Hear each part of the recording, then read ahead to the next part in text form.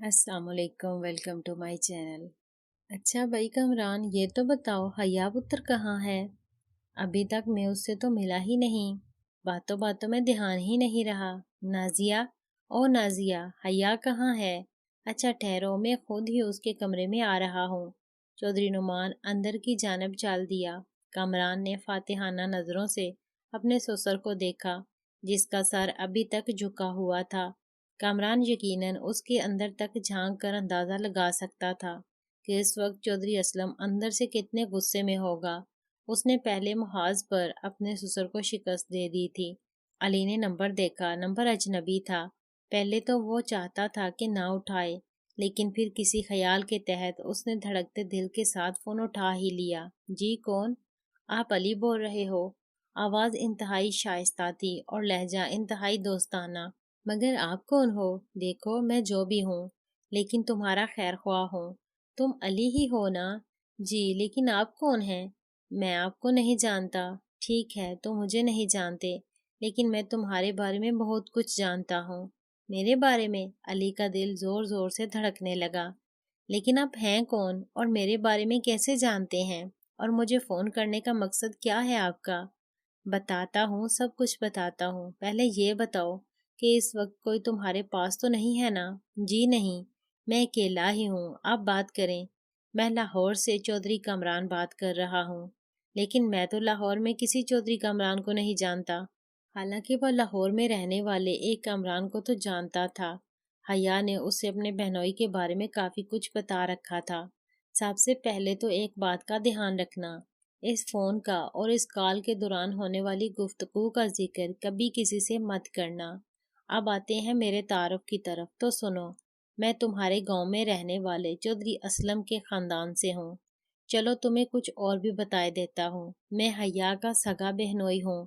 حیا کا نام سنتے ہی علی کا دوران خون ایک دم سے تیز ہو گیا۔ اس کا شک اب یقین میں بدل رہا تھا۔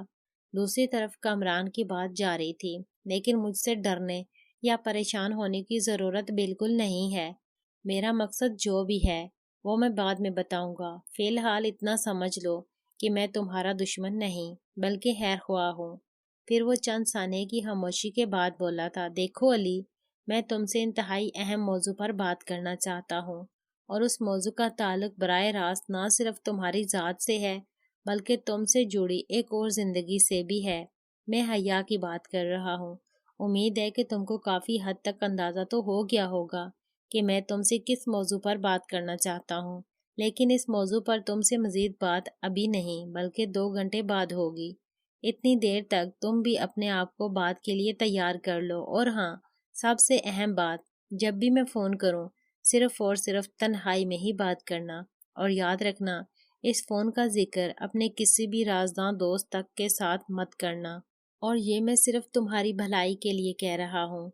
امید ہے کہ تم ایسا ہی کرو گے۔ اچھا، خدا حافظ۔ علی اس کی بات کے جواب میں کچھ کہنا چاہتا تھا، لیکن دوسری طرف کامران نے اس کی بات کا انتظار کیے بغیر ہی کال کاٹ دی تھی۔ وہ جو پہلے ہی حیران و پریشان تھا، اس بات کے بعد تو اس کے اندر جیسے بے چینی کا ایک سمندر موجزن ہو گیا۔ طرح طرح کے خیالات اس کے دماغ میں پیدا ہو رہے تھے۔ ایک تو وہ اس بات پر پریشان تھا کہ کامران نے تعارف میں حیا کا حوالہ اور اشارہ کیوں دیا تھا، اور اسے کامران کی اس بات نے بھی سب سے زیادہ تذبذب میں مبتلا کر دیا تھا کہ وہ اس سے ایسے موضوع پر بات کرنا چاہتا تھا جس کا تعلق اس کے علاوہ اس سے جڑی ایک اور ہستی سے بھی تھا۔ پھر آخر میں اس نے حیا کا نام لے کر ہر بات جیسے واضح کر دی تھی۔ وہ کوئی دودھ پیتا بچہ نہیں تھا کہ ان اشاروں کا مطلب نہ سمجھ سکتا۔ ان باتوں سے اسے واضح طور پر سمجھ آ رہی تھی کہ کامران اس سے اس کے اور حیا کے تعلق کے حوالے سے ہی بات کرنا چاہتا تھا، لیکن سوال یہ تھا کہ وہ اس سے اس موضوع پر کیا بات کرنا چاہتا تھا اور کیوں بات کرنا چاہتا تھا۔ کہیں یہ بھی علی کو پھانسنے کے لیے کوئی نیا پھندا تو نہیں تھا؟ علی جتنا اس بات پر غور کر رہا تھا اتنا ہی الجھتا جا رہا تھا۔ آخر اس نے مجھے فون کر کے ساری بات بتا دی۔ میں اس وقت دفتر کے کام کے سلسلے میں کسی جگہ بیٹھا ہوا تھا۔ علی کی زبانی یہ باتیں سن کر میں بھی ورطۂ حیرت میں ڈوب گیا تھا۔ اتنا تو ہم نے سن رکھا تھا کہ چودھری اسلم کی بڑی بیٹی لاہور میں کسی کامران نامی شخص کے ساتھ بیاہی گئی تھی، لیکن ہمیں اس شخص کا خاص تعارف حاصل نہیں تھا۔ مجھے بھی جہاں کامران نامی اس شخص کے علی کو ایسا فون کرنے پر حیرت ہوئی تھی، وہیں کامران کی باتوں سے کچھ سمجھ بھی نہیں آ رہی تھی کہ کامران دراصل کیا چاہتا ہے۔ آخر میں نے علی سے کہا کہ فی الحال وہ اس سے کسی طرح کی فالتو بات نہ کرے، بلکہ محتاط انداز میں ہی بات کرے اور بولے کم اور سنے زیادہ، تاکہ کامران کی باتیں سن کر نتیجہ اخذ کیا جا سکے اور جو بھی بات ہو وہ فوراً مجھے بتائے۔ علی کی خواہش تھی کہ میں ابھی اس کے پاس پہنچوں، لیکن میں اس وقت دفتری معاملات کی وجہ سے نہیں جا سکتا تھا۔ میں نے آج شام تک اس کے پاس پہنچنے کا وعدہ کر لیا۔ کامران نے ایک اہم اور مشکل مرحلہ خوش اسلوبی سے طے کر لیا تھا۔ چودھری اسلم اپنی بیٹی کی فوری شادی کرنے کی نیت باندھ کر لاہور آیا تھا، لیکن کامران نے چند باتیں کر کے ہی بازی پلٹ دی تھی۔ چودھری نعمان جو پہلے چودھری اسلم کا ہم نوا بنا ہوا تھا، کامران کی دلیل سن کر یکسر بدل گیا تھا۔